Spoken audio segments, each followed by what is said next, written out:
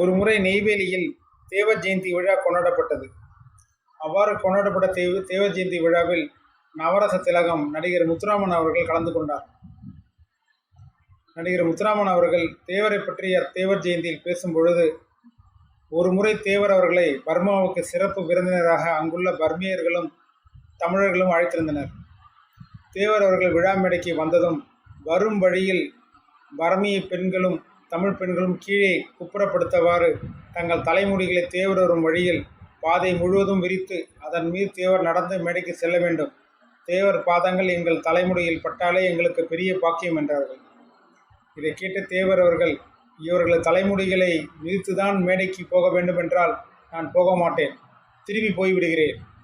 நான் எல்லா பெண்களையும் தாயாகவும் சகோதரியாகவும் பார்க்கிறவன் என்று தேவர் கூறியதும் பெண்கள் எல்லோரும் எழுந்து நின்று தேவர் அவர்களை கையெடுத்து கும்பிட்டவாறே மேடைக்கு சென்றார். இந்த செய்தியை முதலாக நடிகர் முத்துராமன் அவர்கள் கூறிய பொழுதுதான் அது பல அறிஞர்களுக்கு தெரிந்தது. அதன் பின்புதான் இந்த செய்தி தமிழகம் எங்கும் பரவியது. நன்றி, வணக்கம்.